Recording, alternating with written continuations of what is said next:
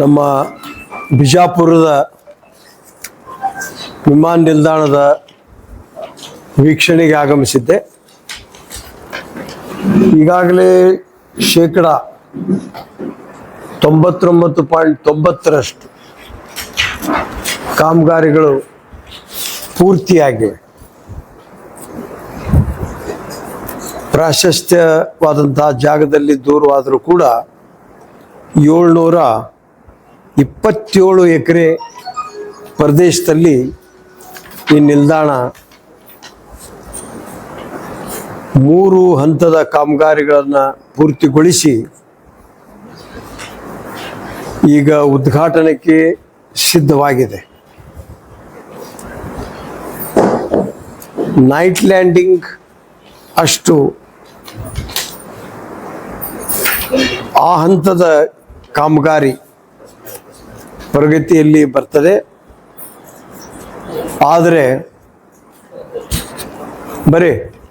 ಆದರೆ ಸುಪ್ರೀಂ ಕೋರ್ಟಿನ ಒಂದು ಆದೇಶಕ್ಕಾಗಿ ನಾವು ಕಾಯ್ತಾ ಇದ್ದೇವೆ. ಪರಿಸರ ಇಲಾಖೆಯ ಅನುಮತಿ ಮೊದಲೇ ಪಡೆಯದ ಕಾರಣದಿಂದ ಗೂಗಲ್ನಲ್ಲಿ ಕೆಲವು ಸಂಘಟನೆಗಳು ಅದನ್ನು ಪತ್ತೆ ಮಾಡಿ ಸುಪ್ರೀಂ ಕೋರ್ಟ್ನಲ್ಲಿ ದಾವಾ ಹೂಡಿದ್ದರಿಂದ ಆ ದಾವಾದ ಚರ್ಚೆ ಕಂಪ್ಲೀಟ್ ಆಯ್ತು. ಅಂದರೆ ಆರ್ಗ್ಯುಮೆಂಟ್ ಜಜ್ಮೆಂಟಿಗಷ್ಟೇ ಉಳಿದಿರ್ತಕ್ಕಂಥ ಕೆಲಸ. ಅಲ್ಲಿ ನಮ್ಮ ಸಂಬಂಧಪಟ್ಟ ವಕೀಲರನ್ನು ನಾವು ಸಂಪರ್ಕಿಸಲಾಗಿ ವಕೀಲರ ಪಾಲಿನ ಕೆಲಸ ಮುಗಿದು ಹೋಗಿದೆ. ನ್ಯಾಯಾಧೀಶರು ಡಿಕ್ಟೇಷನ್ ಕೊಡುವ ಹಂತದಲ್ಲಿರುವುದರಿಂದ ಬಹುಶಃ ಈ ವಾರೊಪ್ಪತ್ತಿನಲ್ಲಿ ಅದು ಕೂಡ ಪೂರ್ತಿ ಆಗಬಹುದನ್ನುವಂಥ ಒಂದು ಅಂದಾಜು. ಈ ಕಾರಣಕ್ಕೆ ಅವಶ್ಯಕತೆ ಬಿದ್ದರೆ ಸೋಮವಾರ ಅಥವಾ ಮಂಗಳವಾರ ನಮ್ಮ ಸುಪ್ರೀಂ ಕೋರ್ಟ್ ವಕೀಲರನ್ನು ಭೇಟಿಯಾಗುವಂಥ ಕಾರ್ಯಕ್ರಮವನ್ನು ಕೂಡ ಇಟ್ಕೊಂಡಿದ್ದೇವೆ. ಸೊ ಅದು ಒಂದು ಮುಗಿದುಬಿಟ್ರೆ ನಾವು ಕೆಲವೇ ದಿವಸಗಳಲ್ಲಿ ಲೋಕಾರ್ಪಣೆ ಮಾಡೋದಕ್ಕೆ ಸಿದ್ಧರಾಗುವಷ್ಟರ ಮಟ್ಟಿಗೆ ಕಾಮಗಾರಿ ಪೂರ್ತಿಯಾಗಿದೆ. ಈ 727 ಎಕರೆಯಲ್ಲಿ 347 ಎಕರೆ ಸರ್ಕಾರದ ಭೂಮಿ ಇದೆ, 379 ಎಕರೆ ಖಾಸಗಿ ಭೂಮಿ ಇದೆ.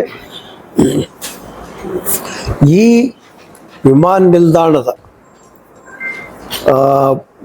ಕಾಮಗಾರಿಗೆ ಎಷ್ಟು ಜಾಗ ಬೇಕು ಅಷ್ಟು ಜಾಗ ಸಾಕಷ್ಟಿದ್ದು, ಭಾಳ ಆದರೆ ಒಂದು 100-120 ಎಕರೆ ಹೆಚ್ಚುವರಿಯಾಗಿ ಉಳಿಬಹುದು.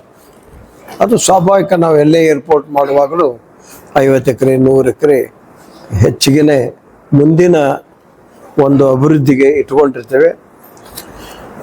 ಈ ತಿಂಗಳ ಮುಗಿಯುವುದರೊಳಗಾಗಿ ನಾವು ನ್ಯಾಯಮೂರ್ತಿಗಳ ನಿರ್ಣಯವನ್ನು ಪಡಿಬಹುದು ಅನ್ನುವಂಥ ಆಕಾಂಕ್ಷೆಯಲ್ಲಿದ್ದೇವೆ. ಆದರೂ ಕೂಡ ಅದು ಆಡಳಿತಕ್ಕೆ ಸಂಬಂಧಪಡದೆ ಒಂದು ವ್ಯವಸ್ಥೆ ಆದದ್ದರಿಂದ ಅದನ್ನು ಅವರೇ ಮಾಡಬಹುದು ಅನ್ನುವಂಥ ನಿರೀಕ್ಷೆಯಲ್ಲಿದ್ದೇವೆ.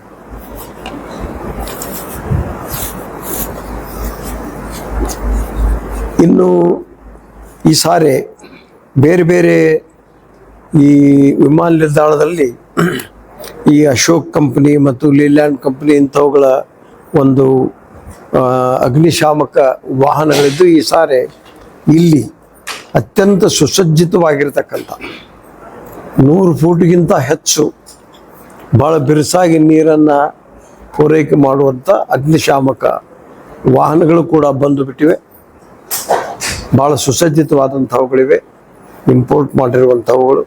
ಹೀಗಾಗಿ ಯಾವ ಕೆಲಸ ಉಳಿದಿಲ್ಲ. ನಾವು ನ್ಯಾಯಮೂರ್ತಿಗಳ ನಿರ್ಣಯವನ್ನು ಎದುರು ನೋಡಿ ಅದು ಮುಗಿದ ತಕ್ಷಣ ಪ್ರಾರಂಭ ಮಾಡ್ತೀವಿ. ಗುಲ್ಬರ್ಗ ಏರ್ಪೋರ್ಟ್ ಚಾಲು ಆದ್ರೂ ಕೂಡ ಅಲ್ಲಿ ಇದು ಫ್ಲೈಟ್ಗಳು ಕಡಿಮೆ ಆಗುತ್ತೆ, ಕೆಲವು ಹಿಂಪಡ್ತಾರೆ ಅಂತೇಳಿ ಏನೋ ವಿಷಯ ಬಂತು. ಅದು ನಮ್ಮ ಈ ಇಲಾಖೆಗೆ ಸಂಬಂಧ ಬರೋದಿಲ್ಲ. ಅದು ಎಲ್ಲ ಏರ್ ಇಂಡಿಯಾ ಇದಕ್ಕೆ ಸಂಬಂಧ ಬರ್ತದೆ. ನಮ್ಮ ಪಾಲಿನ ಕರ್ತವ್ಯ ಅಲ್ಲಿ ಮುಗಿದು ಹೋಗಿದೆ.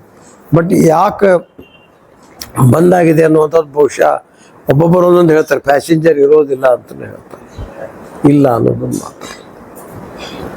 ಈಗ ನಾವು ಪ್ಯಾಸೆಂಜರ್ ಎಷ್ಟರ ಮಟ್ಟಿಗೆ ಬೇಕಂದ್ರೆ ಶಿವಮೊಗ್ಗದಲ್ಲಿ ಹೊಸದಾಗಿ ಪ್ರಾರಂಭ ಮಾಡಿದ್ದೀವಿ, ನಮ್ಮ ಕಾರ್ಪೊರೇಷನ್ನ ಹಂತದಲ್ಲಿ ಇರುವಂಥದ್ದು.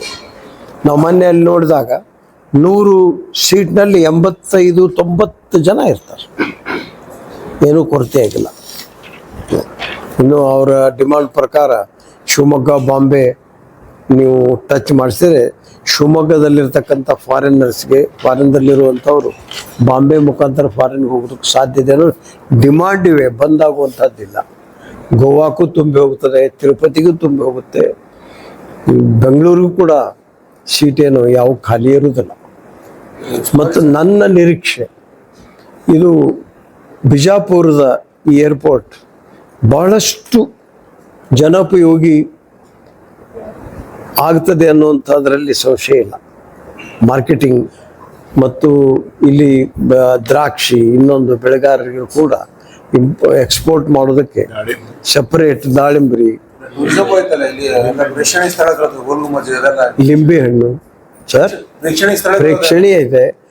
ಮತ್ತು ಐತಿಹಾಸಿಕ ಆದಿಲ್ ಶಾಹಿ ಕಾಲದಲ್ಲಿರುವಂಥ ಕೆಲವೊಂದು ಪ್ರೇಕ್ಷಣೀಯ ಸ್ಥಳಗಳು, ಹೇಗೆ ಅಲ್ಲಿ ಬಾದಾಮಿಯಲ್ಲಿ ಚಾಲುಕ್ಯರ ಸಂದರ್ಭದಲ್ಲಿಯ ಒಂದು ಐತಿಹಾಸಿಕತೆ ಇಲ್ಲಿ ಈ ಇತ್ತೀಚಿನ 17ನೇ ಶತಮಾನ ಒಂದು ಇದೆ ಅನ್ನುವಂಥದ್ದು, ಅದು ಕೂಡ ಅನುಕೂಲ ಆಗ್ತದೆ.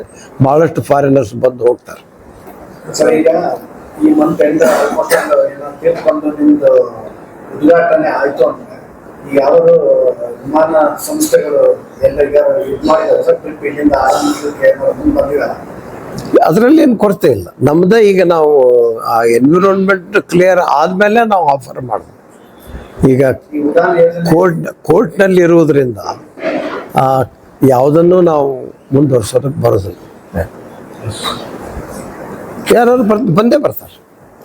ಈಗ ಕಾಂಪಿಟೇಷನ್ ಐತಲ್ಲ, ನಿಮ್ಮ ಉಡಾನ್, ನಿಮ್ಮ ಇದು ಯಾವುದು ಇನ್ನೊಂದು ಇಂಡಿಗೋ, ಸಾಕಷ್ಟು ಈಗ ಸೊಲ್ಲಾಪುರದ ಇಲ್ಲೇ ಇರೋದು ಲಾಸ್ಟ್ ಮಂತ್ ಇಂದ ಆರಂಭ ಮಾಡ್ಬಿಟ್ಟಿದ್ದಾರೆ. ಹಂಗಾಗಿ ಇಲ್ಲಿ ಡಿಮ್ಯಾಂಡ್ ಆಗುತ್ತೋ ಇಲ್ಲ ಅಂತ ಬಹಳ ದೂರನೂ ಇಲ್ಲ. ಎಲ್ಲೇ ಸೊಲ್ಲಾಪುರದ ಎರಡನ್ನೂ ಇಲ್ಲಿಂದ 100 ಕಿಲೋಮೀಟರ್ 100-150 ಕಿಲೋಮೀಟರ್ ಆಗುತ್ತೆ. ಅದು ಆ ಪ್ರದೇಶಕ್ಕೂ ಈ ಪ್ರದೇಶಕ್ಕೂ ಸಂಬಂಧ ಬರೋದಿಲ್ಲ. ಇಲ್ಲಿಂದ ಬಾಂಬೆಗೆ ಡೈರೆಕ್ಟಾಗಿ ಹೋಗೋರು ಸಾಕಷ್ಟು ಜನ ಇದ್ದಾರೆ, ಬೆಂಗಳೂರಿಗೆ ಹೋಗೋರು ಇದ್ದಾರೆ, ಡೆಲ್ಲಿಗೆ ಹೋಗೋರು ಇದ್ದಾರೆ, ಫಾರಿನ್ಗೆ ಹೋಗೋರು ಇದ್ದಾರೆ. ಕಲಬುರಗಿ ವಿಮಾನನೇ ಸೊಲ್ಲಾಪುರಕ್ಕೆ ಇದು ಮಾಡಿದ್ದು, ಡೈವರ್ಟ್ ಮಾಡಿದ್ದು ಅಂತ ಕಲಬುರಗಿಯಲ್ಲಿ ಏನು ಹಾರಾಟ ಮಾಡ್ತಿದ್ದಲ್ಲ ಅದನ್ನೇ ಸೊಲ್ಲಾಪುರಕ್ಕೆ ಹೋಗಿ ಅದನ್ನ ಡೈವರ್ಟ್ ಮಾಡ್ಕೊಂಡು ಅಲ್ಲಿಂದ ಕಾರ್ಯಾಚರಣೆ ಆರಂಭಿಸಿದ್ದಾರೆ. ಈಗ ಬಂದಾಗಿರೋ ಸಂದರ್ಭದಲ್ಲಿ ಹೆಂಗೆ ಮಾಡಿರ್ಬೋದು. ಹೌದಲ್ಲ, ಅದು ಬಂದಾಗ ಒಂದೇ ಇತ್ತು. ಈಗ ಕಲಬುರಗಿ ಅಂತ ಇಲ್ಲಿ ಬಂದ್ ಮಾಡಿ ಅಲ್ಲಿ ತಗೊಂಡು ಹೋದ್ರು ಆ ರೀತಿ ಮಾತುಗಳು.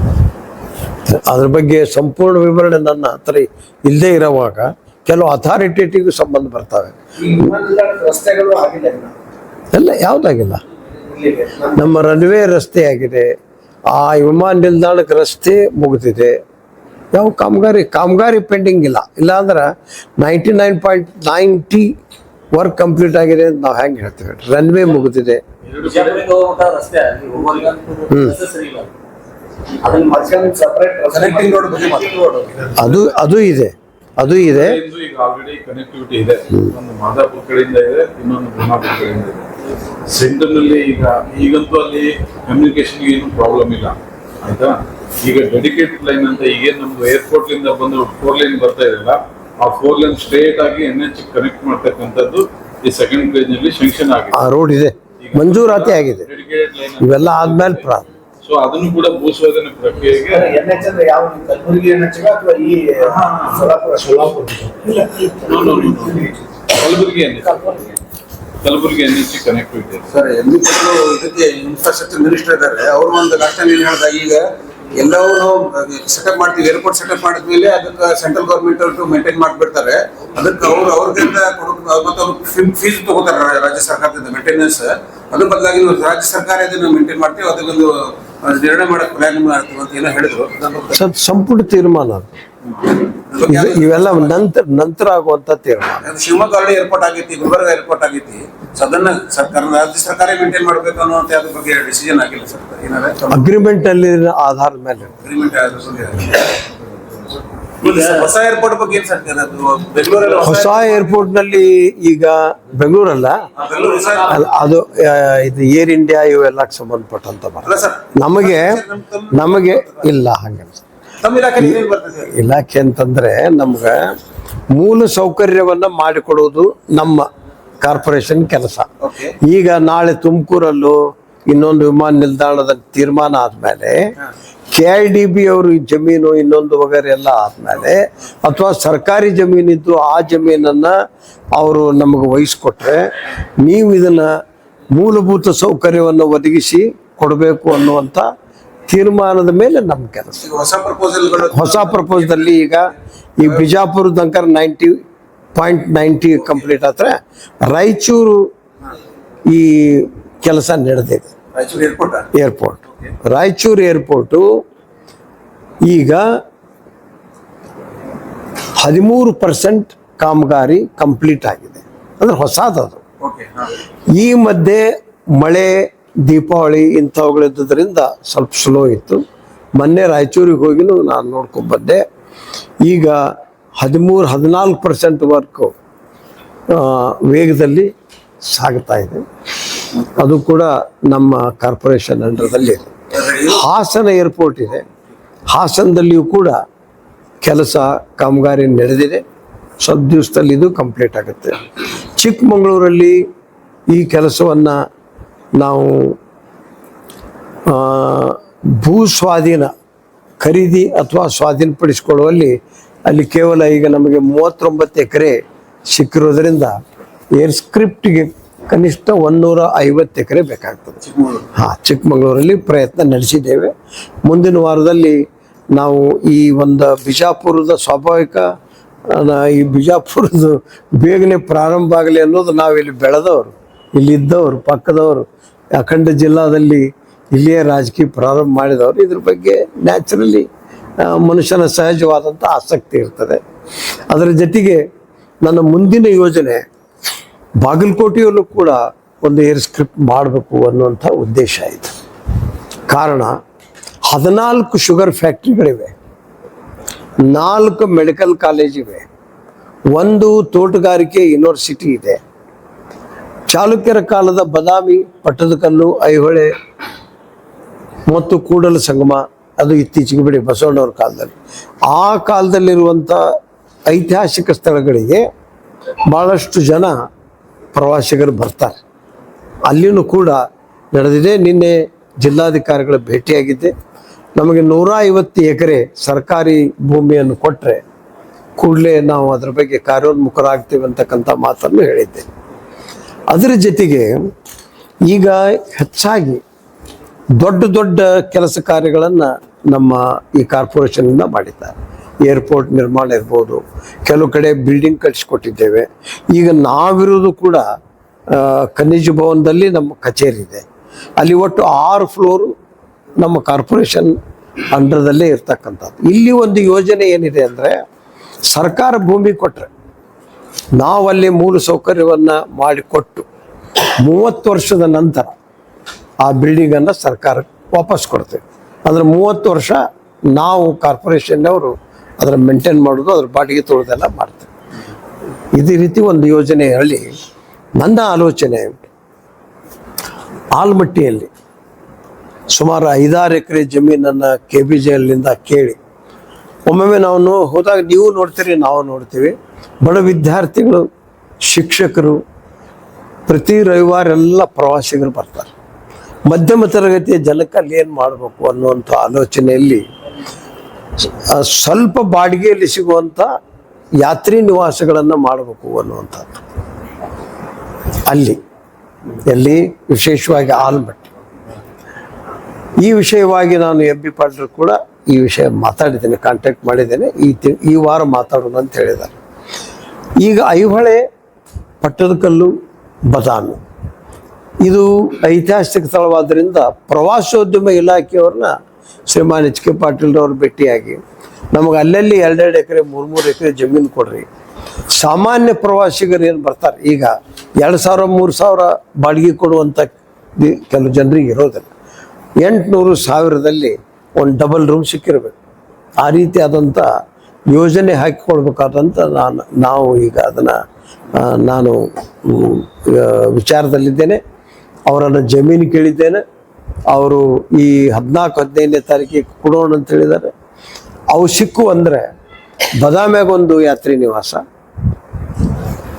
ಪಟ್ಟದಕಲ್ಲಿನಲ್ಲಿ ಒಂದು ಯಾತ್ರಿ ನಿವಾಸ, ಐಹೊಳೆಯಲ್ಲಿ ಒಂದು ಯಾತ್ರಿ ನಿವಾಸ, 3 ಯಾತ್ರಿ ನಿವಾಸ ಮಾಡುವಂಥದ್ದು. ಅದರ ಜೊತೆಗೆ ನಮ್ಮ ಬಾಗಲಕೋಟೆ ಡೆವಲಪ್ಮೆಂಟ್ ಅಥಾರಿಟಿಯವ್ರಿಗೂ ಕೂಡ ನಮ್ಮ ಅಧ್ಯಕ್ಷರು ತೀರೋದ್ರಿಂದ ಜಿಲ್ಲಾಧಿಕಾರಿಗೆ ಮಾತಾಡಿದ್ದೇನೆ. ಅಲ್ಲಿ ಏನಂದ್ರೆ ನನ್ನ ವಿಚಾರ, ಈ medical college students, university students, ಈ ಜೆಂಟ್ಸ್ ಆರ್ ಲೇಡೀಸ್, ಈ 5 ಎಕರೆಯಲ್ಲಿ ಮೂಲಸೌಕರ್ಯದ ಈ ಅಭಿವೃದ್ಧಿ ಯೋಜನೆಯಲ್ಲಿ ಈ ನಿಮ್ಮ ಪೇಯಿಂಗ್ ಇರ್ತಾವಲ್ಲ ಪಿ ಜಿ ಸೆಂಟರ್ಸ್ ಟೈಪು, ಒಂದೊಂದು ಲೇಡೀಸ್ಗೆ ಒಂದು 200-300 ರೂಮು, ಜೆಂಟ್ಸಿಗೆ, ಕೆಲವು ನೌಕರದಾರಿಗೂ ಕೂಡ ಬೇರೆ ಬೇರೆ ದೂರದಿಂದ ಬಂದಂಥವರಿಗೆ ಮನೆ ಮಾಡಿಕೊಡುವಂಥದ್ದು ಒಂದು ಕಾಟಿನಕೊಂಡು ಆ ಯೋಜನೆಯನ್ನು ಕೂಡ ಹಾಕ್ಕೊಂಡಿದ್ದೇನೆ. ಈ ತಿಂಗಳಲ್ಲಿ ನಾವು ಅದನ್ನು ಕಾರ್ಯಗತ ಮಾಡುವಲ್ಲಿ ಸಂಪರ್ಕ ಮಾಡ್ತೇನೆ ಸಂಬಂಧಪಟ್ಟ ಮಂತ್ರಿ. ಹಾಂ, ಬಾಗಲಕೋಟೆ ಸ್ಟೂಡೆಂಟ್ಗಳಿಗೆ ಅವಕಾಶ, ಸ್ಟೂಡೆಂಟ್ಗಳಿಗೆ ನೌಕರದಾರ. ಈಗ ಏನಾಗುತ್ತೆ, ಗದಗಿನವ್ರು ನೌಕರಿ ಮಾಡ್ತಾರೆ, ಧಾರವಾಡದವ್ರು ಮಾಡ್ತಾರೆ, ಬಿಜಾಪುರದವ್ರು, ಅವರಿಗೆ ಸಾಮಾನ್ಯವಾಗಿ ಅವರ ವೇತನಿಗೆ ಕೈಗೆಟುಕುವಂಥ ಒಂದು ವ್ಯವಸ್ಥೆ ಮಾಡೋದು. ಅದು 30 ವರ್ಷ ಆದಮೇಲೆ BTD ಆ ಬಿಲ್ಡಿಂಗ್ ಬಿಟ್ಟು ಕೊಟ್ಟರು. ಇಲ್ಲ, ಎಲ್ಲೆಲ್ಲಿ ಡಿಮಾಂಡ್ ಇದ್ರ ಮಾಡ್ತಾರೆ ಅವ್ರನ್ನ ಮಾಡ್ತೀವಿ. ನಮಗೆ ಎದ್ರದ್ದು ಕೊರತೆ ಇಲ್ಲ. ಬಿಜಾಪುರಲ್ಲೂ ಮಾಡ್ಬೋದು. ಇಲ್ಲಿ ಮೆಡಿಕಲ್ ಕಾಲೇಜ್ ಇವೆ, ಸಾಕಷ್ಟು ಇಂಜಿನಿಯರಿಂಗ್ ಕಾಲೇಜ್ ಇವೆ, ಡೆಂಟಲ್ ಕಾಲೇಜ್ ಇವೆ. ಈಗ ಆಲಿಮೆಂಟ್ ರಿಸಾರ್ಟ್ ಆಲಿಮೆಟ್ಟಿಗ್ರಿ ರಿಸಾರ್ಟ್ ಮಾಡಿದ್ರು. ಅದೇನು ಟೂರಿಸಮ್ದವ್ರದ್ದು, ನಮ್ದಲ್ಲ. ಜಾಗ ಕೊಟ್ಟಾಗ ಟೂರಿಸಮ್ದವ್ರೆ. ಬಹುಶಃ ಜಾಗ KBJನಲ್ಲಿ ಇರಬೇಕು ಏನೋ ಗೊತ್ತಿಲ್ಲ. ಬಟ್ ಅದು ನೀವು ಮಯೂರ ಟೂರಿಸಂ ರಿಸಾರ್ಟ್ ಆಗ್ಬಿಟ್ಟು ಅದೇ ಮ್ಯಾಲೆ ಗುಡ್ಡದ ಮ್ಯಾಗ ಐತಿ, ಅದೇ ಟೂರಿಸಂ ಡಿಪಾರ್ಟ್ಮೆಂಟ್. ಅವೆಲ್ಲ ಕಾಸ್ಟ್ಲಿ ಆಗ್ತವೆ, ಸಾಮಾನ್ಯರಿಗೆ ಕೈಗೆಟುಕೋದಿಲ್ಲ. ಅದು ಊಟ, ನಮ್ಮ ರೂಮ್ ರೆಂಟ್ ಜಾಸ್ತಿ ಇರ್ತದೆ. ಒಂದು ದಿನಕ್ಕೆ ಇರಾಕ್ ಬಂದಿರ್ತಾರೆ ಪಾಪ. ನಮ್ಮ ಮನೆಗೆ ಅಲ್ಲಿ ನಾನು ಭಾಳ ವರ್ಷದಿಂದ ಫುಟ್ಪಾತ್ನಲ್ಲಿ ಟೀಚರ್ಗಳು ಮಕ್ಕಳು ಕರ್ಕೊಂಡು ಮಲ್ಕೊಂಡು ನೋಡಿ. ನನಗೆ ಅಲ್ಲಿ ಪ್ರಾಥಮಿಕ ಶಾಲೆ ಅಸೋಸಿಯೇಷನ್ ಅಧ್ಯಕ್ಷ ಭೇಟಿಯಾಗಿದ್ರು, ನುಗ್ಗುಲಿ ಅಂತ. ಸರ್ ಹಿಂಗಿದೆ, ಇಂಥಲ್ಲಿ ಏನಾರು ಮಾಡ್ರಿ ಅಂದ್ರೆ ಅದನ್ನು ಅಂಥವನ್ನು ಬರೀ ಏರ್ಪೋರ್ಟ್ ಕಟ್ಟೋದು ಸಾಕಾಗದಂತಲ್ಲ, ಇಂಥವುಗಳಿಗೂ ನಮ್ಮ ಕಾರ್ಪೊರೇಷನ್ ಬಳಕೆ ಮಾಡುವಂಥದ್ದು. ಹಾಂ,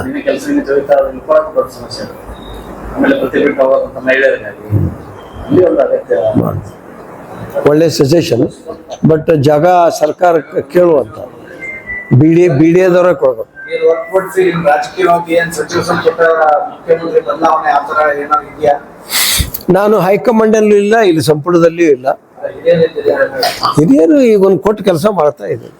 ಇನ್ನು ಬಾಗಲಕೋಟೆ ಜಿಲ್ಲಾ ಕಾಂಗ್ರೆಸ್ ಅಧ್ಯಕ್ಷ ಇದ್ದೀನಿ, ಆ ಕೆಲಸದಲ್ಲಿದ್ದೇನೆ. ರಾಜಕೀಯ ಈಗ ಇವರು ತಮ್ಮ ಅಧ್ಯಕ್ಷರು BDT ಅವರು ತಿಳ್ಕೊಂಡ್ಮೇಲೆ ಉಪಚುನಾವಣೆ ಆಗೋದು ಸಾಮಾನ್ಯ, ಉಪಚುನಾವಣೆ ಆಗಲೇಬೇಕು. ಅದರಲ್ಲಿ ತಾವು ಒಂದು one of the aspirants for that election. ನಾನು ಈಗ ಅದ್ರ ಬಗ್ಗೆ ಯಾವುದೂ ಆಲೋಚನೆ ಮಾಡಿಲ್ಲ. ಕಾರಣ, ನಮ್ಮಲ್ಲಿ ಹೆಚ್ಚಾಗಿ ಅನುಕಂಪದ ಮತ ತೆಗೆದುಕೊಳ್ಳುವಂಥದ್ದು ಒಂದು ಪ್ರೊವಿಷನ್ ಇರ್ತದೆ. ಅದನ್ನು ತಪ್ಪಿದರೆ ಇನ್ನೊಬ್ಬರಿಗೆ ಪ್ರಶ್ನೆ ಬರ್ತದೆ. ಹಾಗೇನಾದರೂ ಹೈಕಮಾಂಡ್ನವರೇ ನಿಂದ್ರು ಅಂದ್ರೆ ನಿಂದಿರ್ತೇನೆ. ನಿಮ್ಮ ಪ್ರಕಾರ ಫ್ಯಾಮಿಲಿಗೆ ಹೋಗ್ತೈತಿ ಟಿಕೆಟ್? ಹೆಚ್ಚು ಕಡಿಮೆ ಮೊದಲಿಂದ ನೋಡ್ಕೊಂತ ಬರ್ರಿ. ಹಂಗೆ ನಮ್ಮ ಮನೆಗೂ ಬಂದೈತೆ. ನಮ್ಮ ಪಾಪಾರ MLA ಇದ್ದಾಗ ತೀರ್ಕೊಂಡಿದ್ರು. ನಮ್ಮ ಮನೆಗೆ ನಮ್ಮ ತಾಯಿಗೆ ಬಂತು. ಆಕಿ ಅವರು ಲಿಂಗ ಪೂಜಾದ ಜನ ಇಲ್ಲಪ್ಪ, ನಾನು ಬರೀ ಪೂಜಾ ಪುರಾಣ ಓದ್ಕೊಂತ ಇರುವಂಥ ಹೆಣ್ಮಕ್ಳು ಇದು ಆಗೋದಿಲ್ಲ, ನೀವು ಯಾರಿಗಾರ ಕೊಡ್ರಿ, ಹಂಗಿರ್ತದೆ. Thank you sir. ಇನ್ನಷ್ಟು ಸುದ್ದಿಗಾಗಿ ನಮ್ಮ News 11 ಕರ್ನಾಟಕ ಚಾನೆಲ್ಗೆ ಲೈಕ್ ಮಾಡಿ, ಶೇರ್ ಮಾಡಿ, ಸಬ್ಸ್ಕ್ರೈಬ್ ಮಾಡಿ.